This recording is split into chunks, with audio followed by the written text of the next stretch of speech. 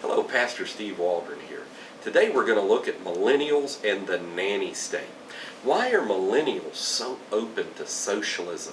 Why are they so open to regulations? Well, you have to remember, first, they are the first generation that was raised with bicycle helmets, with car seats, with seat belt laws. Every area of their life regimented. They go to school. So many of our schools have police officers. Wouldn't it be just better to have Bibles and prayer in there? You could kind of take the police officers and metal detectors out, couldn't you? I remember my pastor telling me when he was 9 and 10, yeah, they used to take guns to school. Every kid there, their one-room schoolhouse in Arkansas. After school, they'd all go squirrel hunting. Nobody ever shot anybody. That's kind of a different culture. So millennials are so open to socialism and the nanny state because that's all they've ever known. It's the frog in the kettle syndrome. It's gradualism. It's the Hegelian dialectic. They have just been conditioned that this is the way it is.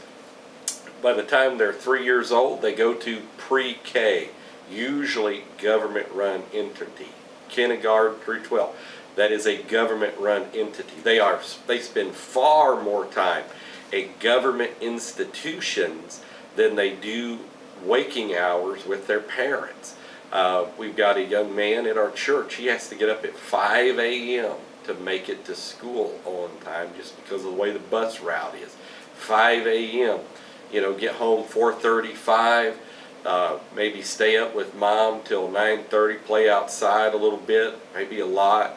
Do some homework, those type things, go to bed. So that's all they know is regulation. That's all they know is the government. The media tells them there's regulations on everything.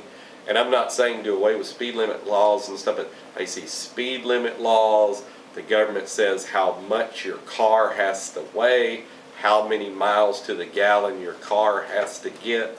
There are regulations on everything, bureaucracy on everything. The teaching has to be a certain amount, standardized testing.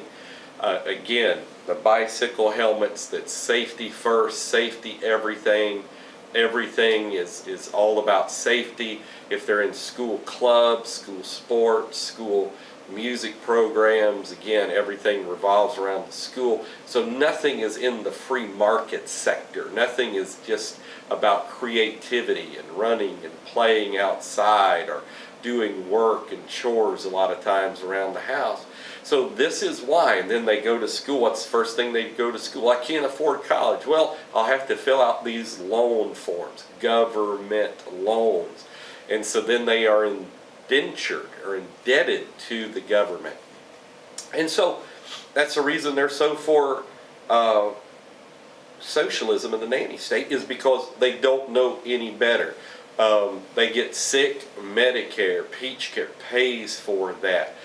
Just everything is given to them. So somebody says free college, they're like, yeah, they have no concept that free comes from somewhere, that there is wealth production in the private sector, which is a very biblical based economic system, and it's one person using their God-given talents to create, another person using their God-given talents to obtain wealth, and using that wealth to purchase what that other person by the sweat of their brow, God-given talents and hard work and abilities gave. It's a very Christian-based system, as so many have said about capitalism. And so to have free college, it's not free. It costs somebody something. Yeah, all the millionaires and billionaires that worked for it, many times played by the rules. You can't just paint with a broad brush and say everybody who's a millionaire is evil and wicked. Not everybody is. Some people work 3 jobs. Some people only had a 5th grade education and work their way up from bricklayers and that type thing. And so robbery is taking from someone else without their permission. Well, we're in the United States. We're kind of trapped. And so taxation, as Frederick Bastiat points out, it is legalized robbery. It is robbery at the point of a gun, so to speak. And that's the reason a truly free people I'm not being anything radical. This was in the United States Constitution. There was no personal income tax in America till 1913. And so America has been far longer as a nation without personal income tax than with personal income tax.